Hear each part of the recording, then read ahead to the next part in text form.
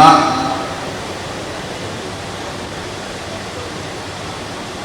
आणि आज अभूतपूर्व उदगीरमध्ये ज्यांनी दादांचं आणि जनसन्मान यात्रेचं स्वागत केलं, मंत्रिमंडळातील माझे सहकारी नामदार संजयजी बनसोडे, विधिमंडळातील आमचे सहकारी आदरणीय बाबासाहेब पाटील,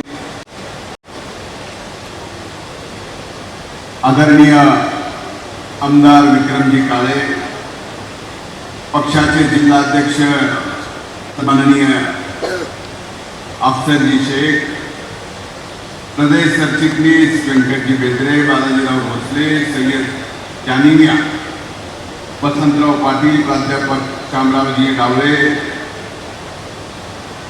बाळासाहेबजी माडलापल्ले, प्रवीण भोले, व्यासपीठावर उपस्थित सर्व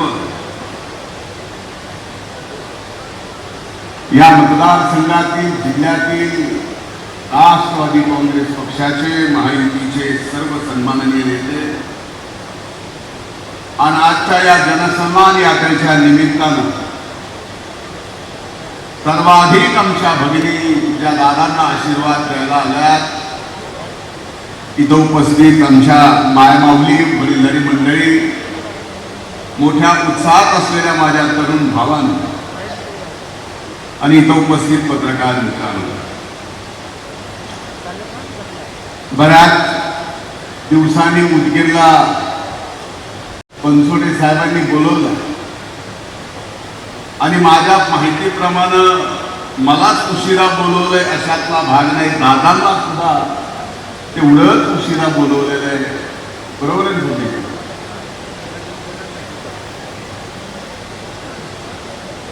पण आजचा हा कार्यक्रम ज्या तारखेला होता,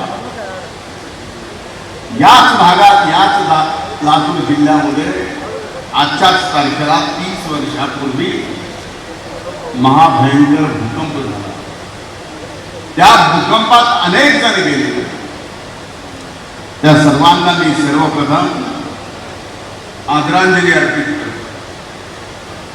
खरं तर आजचा हा अभूतपूर्व आणि ऐतिहासिक कार्यक्रम पाहिल्यानंतर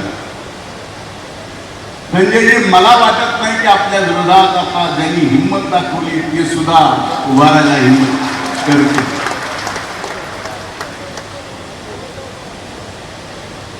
मी अनेकदा दादांचं एका व्यक्तीवर, आपल्या सहकार्यावर प्रेम पाहिलं.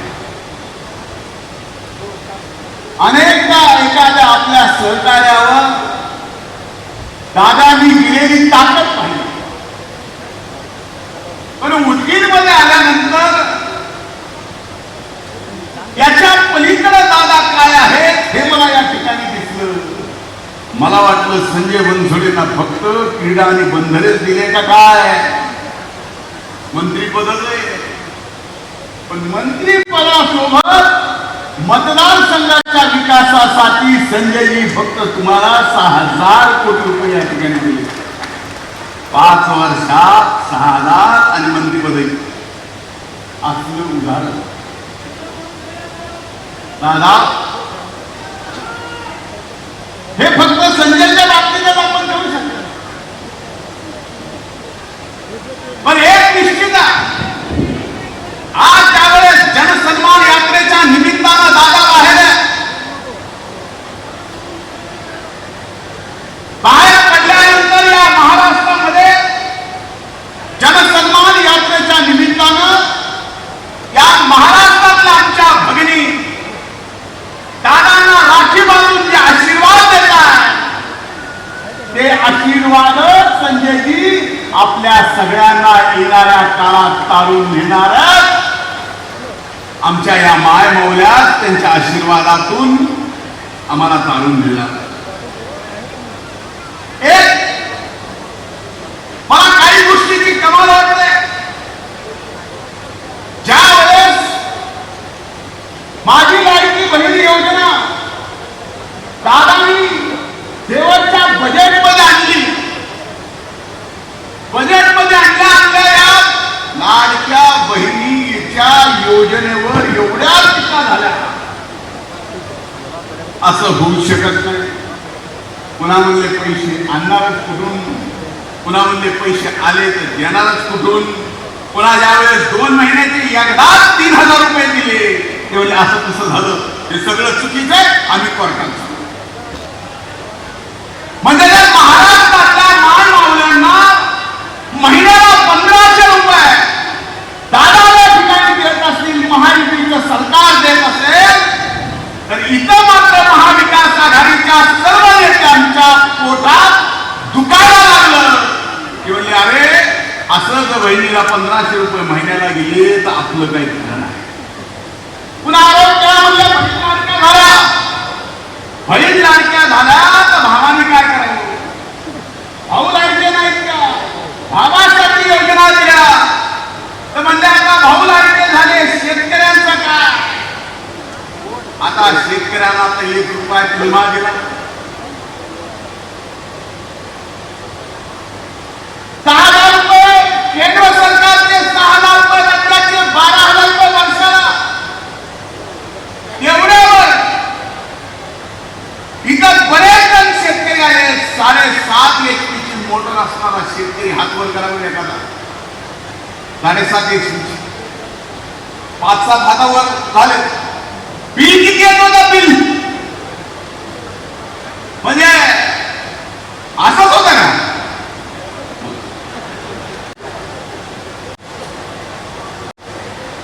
ह्याच्यावर अरे 7.5 HP मोटराचं बिल 10,000 रुपये येतं. हे 10,000 रुपये म्हणजे मागचं बिल भरायचं नाही आणि पुढचं बिल येणारच नाही अशी व्यवस्था आदरणीय दादाने आपली करून ठेवली. एवढ्या अभूतपूर्व योजना थेट मायबाप जनतेच्या दारात त्या ठिकाणी जात असतील तर मी दादांचं मनापासून अभिनंदन करतो.